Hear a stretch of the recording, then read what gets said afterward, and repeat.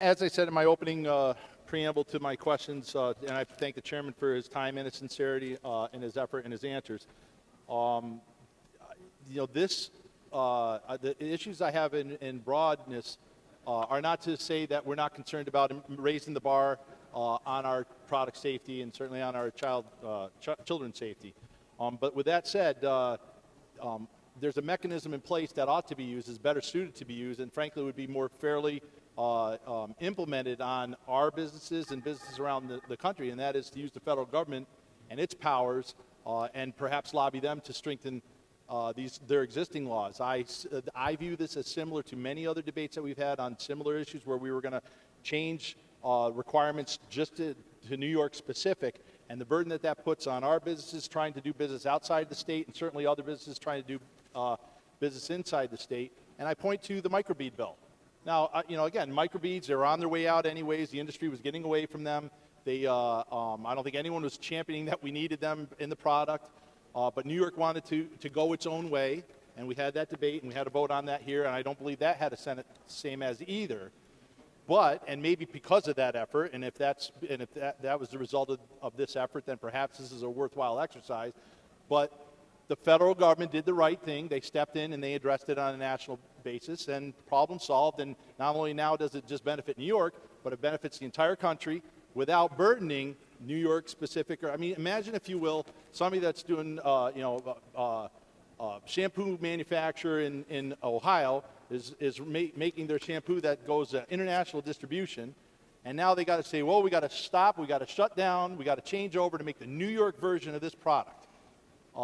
That's a burden on them. Now, perhaps we don't care about businesses in Ohio, but one could argue that that overall extra burden on our business climate in the country, and certainly I think it would have a negative impact here in New York State, is a factor to be considered. And in that vein, I'll just point out for my colleagues, and then I'll be finished with my debate. The Business Council is opposed to this. It says that they would give DEC and DOH broad authority to undergo a chemical review process that they're unequipped to handle. So they're concerned about whether DEC and DOH are capable of handling this added workload. It would broaden the definition of child's product and cover almost any consumer product. So this is the Business Council that's telling us that they don't like it. NFIB would greatly overstep current federal mandates and regulations in these areas. American Chemistry Council, it's predicated that there is inadequate protection for consumers in existing marketplace, and it points out that there's already an abundance of precaution factored into 14 existing federal laws and regulations that currently govern product safety. New York Chemistry Council, Retail Council, Fashion Jewelry Trade Association, Grocery Manufacturers Association, Toy Industry, all right, that's no surprise there. American Cleaning Institute, Personal Care Products Council, Carpet and Rug Institute, Consumer Specialty Products Association, International Formula Council, Coke Companies, Vinyl Institute, New York Corn Growers Association.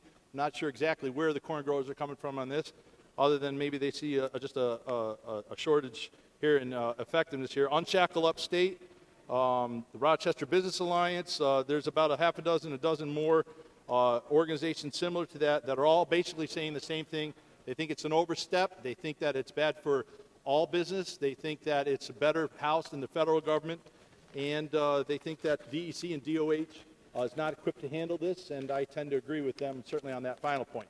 So for those reasons, sadly, although I am concerned that it's wrapped in the cloak of protecting children, I don't think this bill is the right way to go. I think the best way to go is to encourage this kind of motion at the federal level, similarly to what happened with microbeads. I think that was a win, and I think that we should better focus our energies on lobbying the federal government to do their job, and we should focus on the business of our job here in New York State. Thank you, Mr. Speaker.